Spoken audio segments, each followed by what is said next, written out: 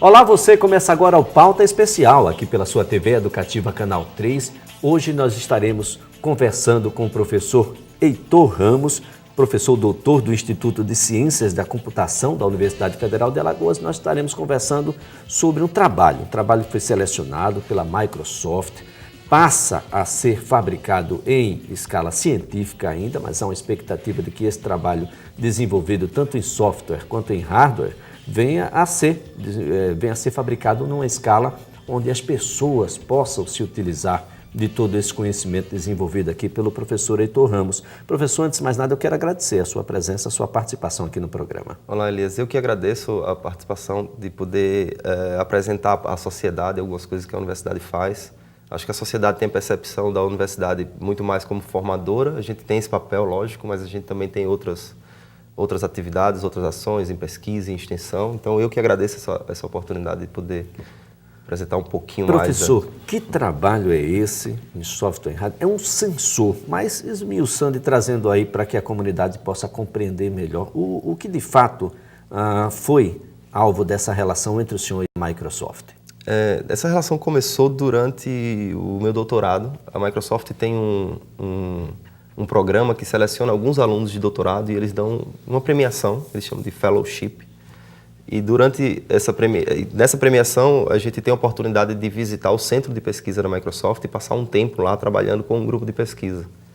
E nessa interação, a minha área de pesquisa sempre foi na área de sensores, nessa interação surgiu essa ideia de começar essa pesquisa desse sensor específico. Nesse sensor, a gente observou que atualmente existe uma tendência mundial de ter sensores espalhados pelo planeta inteiro, em várias áreas. Por exemplo, as cidades estão ficando mais inteligentes, então tem toda uma área que chama cidades inteligentes, onde os veículos vão ter poder de sensoriar o ambiente, vão ter poder de comunicação entre eles, e aí a gente consegue ter, por exemplo, um trânsito mais inteligente, um trânsito otimizado. Então, quer dizer, eu já tenho o sensor para estacionar, já mede a distância que eu estou de um certo carro, sensores que colocam velocidades no carro, mas ao se aproximar de outro, ele mesmo diminui. Isso. Esse é só o início do processo. Existe coisas muito mais à frente, por exemplo, que imaginam os veículos que eles vão ajudar, por exemplo, ao motorista para evitar colisões, para auxiliar, por exemplo, quando o motorista está em uma determinada faixa e quer trocar de faixa, então ele auxilia se existe algum potencial batida iminente.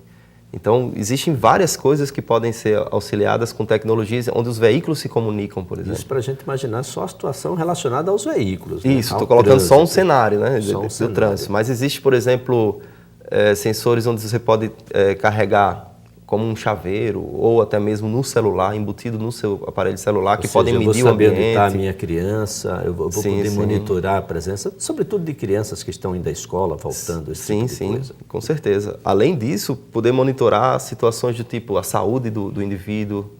Existem várias pesquisas nesse sentido com sensores simples que já existem no celular. Batimento cardíaco, arterial, etc. O sensor vai exatamente, esse tipo de sensor, ao que o senhor se refere agora, que é alvo do seu estudo, vai exatamente nesse sentido. Essa é a motivação, e esses sensores, eles geralmente são movidos a bateria, então você precisa de uma bateria, e a gente quer que esse sensor dure o maior tempo possível sem recarregar a bateria, porque hoje a gente já tem um problema, por exemplo, quem tem smartphone, esse celular mais sofisticado, reclama muito que se começar a usar a internet, começar a usar o GPS, a bateria é consumida muito rapidamente.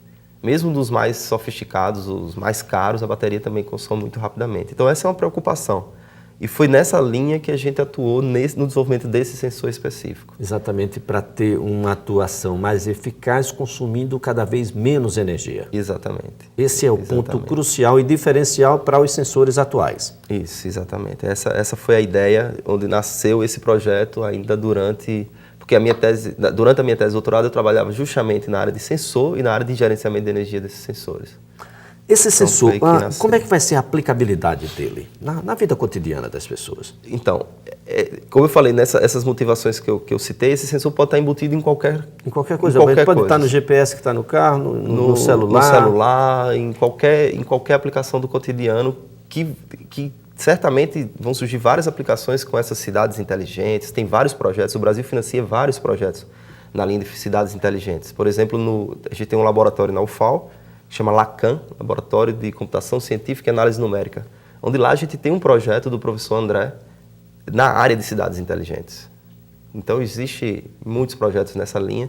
Então, todos esses projetos envolvem o desenvolvimento de sensores que vão monitorar o ambiente ou monitorar o indivíduo, e nesse monitoramento a gente pode embutir sensor desse tipo que a gente projetou. Esse sensor depende de como a banda está funcionando, de como a internet está funcionando, de como o sistema como um todo, ou ele por si só já se autorregula? Isso depende muito da aplicação. Por exemplo, existem aplicações como vamos supor, o GPS do seu veículo. Ele precisa da informação de localização no sensor para lhe mostrar visualmente onde você está. Nesse tipo de sensor, talvez não seja a melhor aplicação para esse sensor que a gente desenvolveu. Mas existem muitas aplicações que você pode coletar as informações e, em um segundo momento, mandar essas informações para a nuvem computacional, que a gente chama, que são os servidores que estão na internet, e esses servidores vão processar essa informação. Então, nesse caso, aí a gente consegue um ganho melhor com esse sensor que a gente desenvolveu. Então, quer dizer, eu transfiro parte daquilo que deveria ser feito pelos sensores, que é feito pelos sensores atuais, e com isso eu ganho em consumo de energia. Ganho em consumo de energia e no tempo de vida que esse sensor vai durar com aquela bateria. Como é que essa discussão começou? Começa aqui, na Universidade Federal de Alagoas? A discussão sobre o sensor, sobre a criação dessa... Não, isso começou durante o meu doutorado. Esse sensor especificamente foi durante o meu doutorado já em Minas Gerais. Em Minas Gerais, na Universidade Federal de Minas Gerais. O senhor é mestre também em engenharia elétrica pela Universidade Federal da Paraíba, que tem uma grande tradição, né? Engenharia elétrica há muitos anos. Sim, mas esse sensor especificamente, o desenvolvimento de sensores, as técnicas de sensoriamento, eu comecei a trabalhar na Universidade Federal de Minas Gerais, então nasceu lá, mas não ainda a ideia desse sensor específico. Aí, com a interação com a Microsoft, foi que a gente começou a desenvolver esse sensor específico. E essa interação, como é que ela foi possível? Justamente porque, durante o processo, eu submeti o meu trabalho para apreciação deles, para um prêmio que eles dão, e eu ganhei esse prêmio. Daí eu consegui passar um tempo lá na Microsoft e desenvolvi e iniciei o desenvolvimento desse projeto com eles. O trabalho foi premiado agora, recentemente, mês de novembro, lá em Toronto, no Canadá. Como é que foi essa premiação? Isso aí foi uma grande surpresa, assim, foi acho que a gente fica muito feliz quando o nosso trabalho é reconhecido, né? Então a gente submeteu esse trabalho para uma conferência, uma das grandes conferências da área, que chama Censis, e durante essa conferência a gente apresentou o trabalho lá, e nessas grandes conferências existe a tradição de premiar os melhores trabalhos. E aí o nosso trabalho foi escolhido como o melhor trabalho da conferência. Isso aí foi muito gratificante. Muito gratificante, né? Isso naturalmente se traduz em patente intelectual ou mesmo comercial para você enquanto pesquisador? Nesse caso, como esse trabalho desse sensor especificamente, que é o que foi patenteado, né? Que tá submetido à patente, iniciou na Microsoft, essa patente... A parte comercial, de exploração comercial é da Microsoft, mas existe a propriedade intelectual que está protegida. Eu sou um dos autores intelectuais da patente. Juntamente com quem? Com as pessoas do grupo da Microsoft que desenvolveram junto comigo. Isso, tem mais 2 pessoas da Microsoft. Tem mais 2 pessoas da Microsoft. Bom, essa é uma situação que a gente vai vivenciar e isso passa a ser comum. A gente vai ter realmente uma vida inteligente. Sim. E essas relações com a internet, com os sensores, isso vai estar no dia a dia. Certamente. Isso vai chegar dentro da casa do cidadão que está nos assistindo agora. Certamente. E no futuro, a gente não tem como precisar quantos anos, mas no futuro próximo, a gente vai ter cidades inteligentes, veículos inteligentes, prédios inteligentes, e tudo isso vai estar integrado, gerando um grande volume de informação. E essa informação vai ter que ser processada para melhorar a vida da gente e a passagem da gente no planeta. Agora, professor Heitor, é claro que, como houve desenvolvimento de hardware, a gente fica se perguntando, poxa, o Brasil já consegue propiciar materiais para que projetos como esse possam sair do conhecimento, da ideia e se transformar num equipamento que pode ser utilizado pelas pessoas? Existe sim, isso é possível. Por exemplo, existe um professor aqui da UFAL, não foi nesse caso. Esse caso, o hardware foi desenvolvido na China. Tá? A gente fez todo o projeto. Olha que todo mundo acha que só vai sair Xing Ling de lá e não é bem assim. Não é bem assim. Lá sai de tudo, na China sai de tudo. Sai Xing Ling e sai coisa de qualidade também. Sai coisa de qualidade também. Então, o hardware em si foi desenvolvido na Universidade da China. Então, eles por facilidades de também contato da Microsoft com o pessoal de lá. Então o hardware em si saiu de lá. Mas a gente tem tecnologia para desenvolver coisas aqui. Nós temos um professor aqui na universidade, o professor Pablo, ele trabalha com nessa linha e ele já desenvolveu coisas semelhantes. Ele tem sensores, inclusive, já semelhantes, desenvolvidos aqui dentro da universidade também. Desenvolvidos dentro da universidade, uma tecnologia puramente nacional? Puramente nacional, sim. Ou seja, o curso ele caminha nesse sentido. Esse projeto prossegue, naturalmente? Sim, prossegue.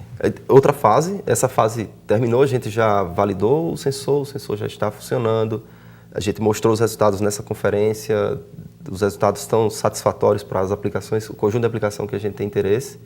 Agora vem uma outra fase que é fazer entregar esse sensor para alguns usuários, começar a coletar dados e aí começar a desenvolver as aplicações que vão usufruir desse sensor. Então, quer dizer, vem aquela fase de produção científica que você falou, vão ser produzidos alguns desses aparelhos e vai ver como é que essa aplicabilidade no dia a dia se dá. Isso. Ainda no âmbito científico. Ainda no âmbito científico, isso. Se coletados esses dados, a gente vai saber um pouco mais adiante se ele se transforma em algo usual mesmo, sim, ou seja, sim. toda a comunidade, o mundo inteiro utilizar ou não. Isso. Olha, no próximo bloco nós continuaremos a conversar com o professor Heitor. Vamos conhecer um pouco mais sobre o próprio curso do Instituto de Ciências da Computação da Universidade Federal de Alagoas, os trabalhos que por lá são desenvolvidos. Vamos conhecer um pouco mais sobre como essa vida inteligente pode facilitar, de fato, a relação entre as pessoas, seja ela no trânsito, na segurança e até mesmo no dia a dia. Talvez aplicações hoje bem simples, coisas, atos que você tem no dia a dia, possa agora ser também não só monitorado, mas ser gerenciado por esses sensores e por essas outras novidades que nós veremos. Olha, só um instante, o Pauta Especial volta já já.